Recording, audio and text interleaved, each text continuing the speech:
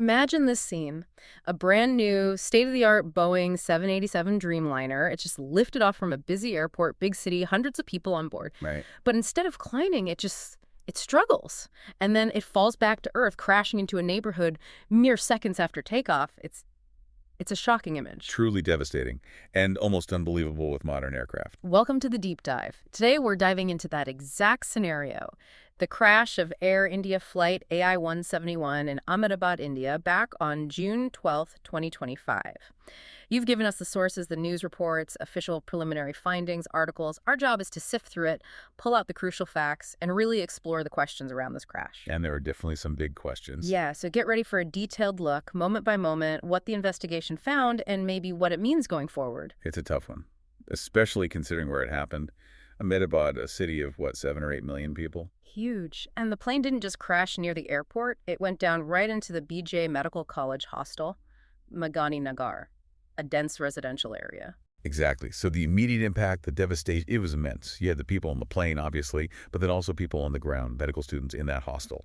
Just tragic. Okay, so let's set the scene a bit more. Flight AI-171, Ahmedabad to London Gatwick, a Boeing 787 Dreamliner, registration VT-ANB. And Ahmedabad, of course, is in Gujarat, Prime Minister Modi's home state. Yeah. That Ahmedabad-London route is, it's a very popular one. Why is that? There's a very large Gujarati community in Britain, so it's a major connection point for families, business, everything. Makes the tragedy hit even harder for those communities. Right, that makes sense. Now, the flight itself, this is maybe the most shocking part. How long was it actually airborne? Just 32 seconds? 32 seconds. That's it. It barely covered 0.9 nautical miles from takeoff, less than a mile. Incredible. Can you break down those seconds for us? Okay, so liftoff was at 1:38.39 p.m. local time. It climbed, but only to about 625 feet. That's roughly 190 meters. Very low. And there was a mayday call. Yes. Just seconds before they lost contact, the pilots radioed mayday to ATC. People on the ground reported seeing it, struggling to gain height before it just fell. In the crash site. You mentioned the medical college hostel. What did it look like? It was grim. Reports and social media footage showed debris burning, massive plumes of thick black smoke. You could see the tail section of the plane sticking out of one of the concrete buildings. And some truly haunting details like images of metal plates, thallus with uneaten food inside the damaged college cafeteria. Oh, wow. Just snapshots of ordinary life interrupted. Exactly. It paints a picture of just how suddenly this happened. And the wreckage itself, it wasn't contained, was it? No, not at all. It spread over a pretty large area, maybe 1,000 feet by 400 feet, hit 5 different buildings in that area. The force must have been tremendous. The speed of it all, 32 seconds start to finish, is just mind-boggling. It really is. No time to react, no time to comprehend. Let's talk about the human cost, which was just immense. Horrific. On the plane, 241 out of 242 people were killed. And on the ground. Initial local report said 24 deaths, but the official preliminary report confirmed 19 fatalities on the ground. So that brings the total confirmed death toll to 260. And many of those on the ground were students in the hostel. Yes, tragically, young medical students. Who was on the plane? Do we know the nationalities? We do. The passenger list included 169 Indian nationals, 53 British, 1 Canadian, and 7 Portuguese nationals. It really underscores the international dimension, hitting families across continents. Absolutely. But amidst all this loss, there was one survivor from the plane. Yes, an incredible story. Vishwash Kumar Ramesh, a British national of Indian origin. He somehow managed to get out through an emergency exit. How was he? Doctors said he was disoriented, multiple injuries, but crucially, out of danger. His words to the media were chilling. He said, 30 seconds after takeoff, there was a loud noise, and then the plane crashed. It all happened so quickly. It's just, wow, to survive that. Almost impossible to imagine. Truly astounding luck, or perhaps quick thinking and escaping. What was the immediate reaction from officials? It was swift. Prime Minister Modi visited the site, expressed condolences. In the UK, Prime Minister Starmer and Foreign Minister Lammy acknowledged the tragedy, activated support teams. But for the families arriving at the airport, it was just chaos and agony, desperate for any news. I can only imagine. And Air India, what was their response? They moved quite quickly to set up assistance centers at Gatwick, Mumbai, Delhi, and Ahmedabad airports, helping families with information, travel arrangements to Ahmedabad, a necessary step in such a crisis. Okay, so the immediate aftermath is chaos, grief, support efforts. But the big question hanging over everything is why? What happened in those 72 seconds? Exactly. And the focus immediately turns to the black boxes. Right, the flight recorders, the EAFRs, enhanced airborne flight recorders. What were investigators hoping to find there? Everything, really. These boxes are designed to survive intense impacts and fire. They record hundreds of parameters: airspeed, altitude, engine performance, control inputs, plus the cockpit voice recorder, the CVR, captures every sound, every word spoken in the cockpit. They are the objective witnesses. How quickly did they get information from them? Remarkably fast.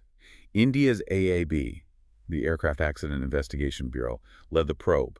But it was a big international effort. Who else was involved? The U.S. NTSB, Boeing, GE, who made the engines, the FAA, plus agencies from the U.K., Portugal, Canada, representing the nationalities involved, they all collaborated. Okay, so a global effort. And what did those recorders reveal? What was the bombshell finding from the preliminary report? It was stunning. The core finding, the reason the plane came down, was a cut in the fuel supply to both engines, simultaneously, just seconds after takeoff. Both engines cut off. How is that even possible? By accident? That's the billion-dollar question.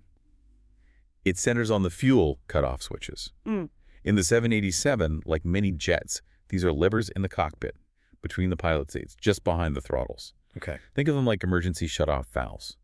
Critically, they have protective features: a metal bar guard, a locking mechanism specifically designed to prevent you from moving them accidentally. You have to consciously lift and move them. So not something you just bump. Not supposed to be, no. And the report detailed the exact sequence. Yes, minute by minute, or rather, second by second. At 1:38.42 p.m., just 3 seconds after liftoff, as the plane hit 180 knots, both Engine 1 and Engine 2 fuel cutoff switches moved from the RUN position to cutoff within 1 second of each other. Wow. Instantly starving the engines. Instantly. Right at the most critical phase of flight. And then came that chilling exchange from the cockpit voice recorder. Yeah. This is what really makes your hair stand on end. One pilot is heard asking the other, clearly audible on the recording, "Why did you cut off?" And the response? The other pilot responds simply, "I didn't." I didn't? Those two words, they just hang there. It completely reframes everything. Was it a misunderstanding? A system issue that looked like a manual command? A brief moment of something else? It leaves this massive question mark right at the heart of the incident. So with the fuel cut, the engines start winding down. What happens next mechanically? You mentioned the RAT. Right, the RAT rammer turbine. It's basically a small windmill that pops out automatically when the plane loses primary power. It uses the airflow to generate emergency electricity and hydraulic pressure for basic flight controls. And it deployed. Immediately after the cutoff. Yeah. It's a clear sign the plane knew it had lost main engine power. Total power loss situation, essentially. But they tried to restart the engines. They did. The data shows the switches being moved back to REN just moments later. Engine 1 at 1:38.52 p.m. Engine 2 4 seconds after that at 1:38.56 p.m. Okay, so about 10, 14 seconds after the cutoff. Exactly. And the engine computers, the FADDC's full authority digital engine control, they automatically initiated the relight sequence. Did it work? Engine 1 started showing signs of recovery, spooling up slightly. But Engine 2 seemed to struggle more. The problem is they were desperately low and slow. There just wasn't enough time or altitude. And then the Mayday call. Mayday call came at 1:39.05 p.m. And the flight data recording stopped just 6 seconds later at 1:39.11 p.m., just before impact. So this points heavily towards the fuel cutoff switches being moved, but the why is the mystery. What else did investigators look at and rule out? The pilots? They looked very closely. Captain Savarwal, First Officer Kunder, both medically fit, rested before the flight, highly experienced pilots. How experienced? The captain had over 15,600 total hours, with a massive 8,500 just on the 787. A first officer over 3,400 total hours, more than 1,100 on the 787. So, these weren't rookies by any stretch. Experience wasn't the issue here. Okay. What about other factors? Weather, birds, weight? All checked. Takeoff weight was normal. Fuel quality was fine. Flap settings, landing gear position, all correct for takeoff. No reports of significant bird activity. Weather was okay. Not a factor. And crucially, what about the plane itself? Or sabotage? The preliminary report was quite clear. No immediate evidence of sabotage. And importantly, no evidence suggesting a design flaw or a mechanical problem with the Boeing airframe or the GE engines. They didn't issue any urgent safety bulletins to other 787 operators, which they likely would have if they suspected a fleet-wide issue. Which really brings the focus back squarely onto those switches in the cockpit and that baffling "I didn't" comment. Precisely. Let's talk context for a minute. The 787 Dreamliner itself, this particular aircraft was 11 years old, but the model's overall reputation. Before this, impeccable, really. It had been flying commercially for 15 years, over 1,100 of them in service worldwide. And in all that time, zero fatal crashes, zero hull losses. Zero. Zero. It was seen as a real workhorse for long-haul routes, very reliable, very safe, advanced materials efficient. So for this plane to be the first, it sent shockwaves through the industry. And of course, its manufacturer, Boeing, has been under intense scrutiny lately. How does that fit in, or does it? It's impossible to ignore the context, even if investigators haven't found a direct link here. You had the two 737 MAX crashes in 2018 and 2019, caused by the MCS software issues, horrific loss of life. Right. Then, more recently, January 2024, that Alaska Airlines 737 MAX 9 incident, the door plug blowing out mid-flight due to missing bolts. A manufacturing quality issue. Yeah, that was frightening. And there was the sad story of the whistleblower, John Barnett, who'd raised concerns about 787 production, specifically potential oxygen system issues, before his death. So a lot swirling around Boeing. A tremendous amount. But it's crucial to reiterate, the preliminary report for this Air India crash found no evidence linking it to those previous Boeing issues or Barnett's specific concerns. They're treating it as separate unless further evidence emerges. Okay. What about Air India's safety record? How does it generally compare? It's considered broadly comparable to many large international carriers. Think maybe Turkish Airlines, maybe some U.S. legacy carriers. It's not considered top tier like, say, a Qantas or Singapore Airlines, who have near-perfect recent records. Have they had major incidents before? Yes, historically. The most prominent was probably the bombing of Flight 182 back in 1985. And there's a fatal runway overshoot with a 737 in Mangalore in 2010. So they have had incidents, but again, within the range you might see for an airline of its size and history. Now back to the mechanics. A simultaneous dual-engine power down initiated by fuel cutoff. Just how unlikely is that? One analyst we saw quoted put it bluntly, improbable like hell. Okay. Because modern jets are built with redundancy. Engine failures happen, though rarely. Pilots train extensively for single-engine failures. But losing both simultaneously, especially triggered this way right after takeoff, it bypasses so many safety layers. It's extraordinarily rare. It sounds like it. And you mentioned this draws comparisons but also contrasts with an older incident, a Delta 767. Yes, back in the 1980s. A Delta Boeing 767 flight where a pilot mistakenly shut off the fuel to both engines. Similar action, very different outcome. But saved them. Altitude and time. They were cruising at a high altitude. When the engines cut out, they had thousands of feet and precious minutes to figure out what happened, get the switches back to Arun, and successfully restart the engines. They glided, restarted, and landed safely. But Flight AI171 didn't have that luxury. Not even close. They were at maybe 600 feet, airspeed dropping rapidly. By the time they got the switches back, even with engine 1 showing some life, there just wasn't enough height or time for a successful restart and recovery before impact. It highlights how critical those first few seconds after takeoff are. So we circle back to the core mystery. What seems clear from the black boxes, the fuel cutoff switches were moved. But the why remains elusive, especially with that "I didn't" from the cockpit. Exactly. That's the focus now. Investigators are digging into everything. Pilot backgrounds, training, psychological state, everything.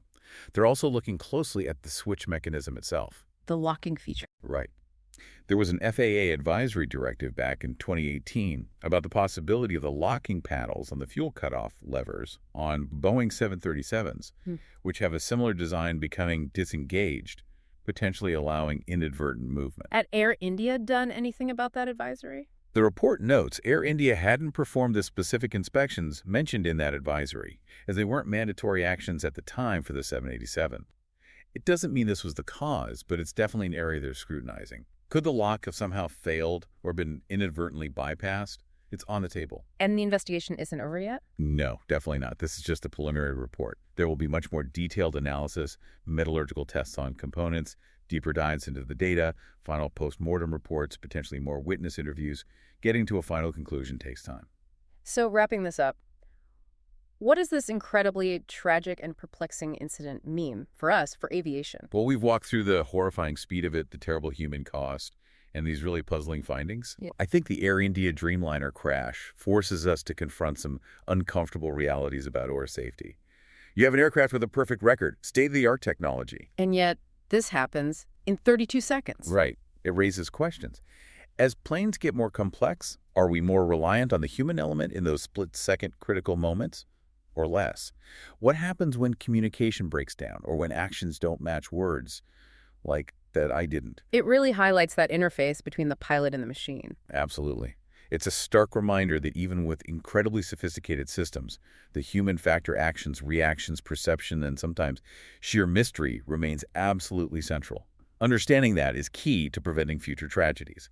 Definitely something to think about until our next deep dive.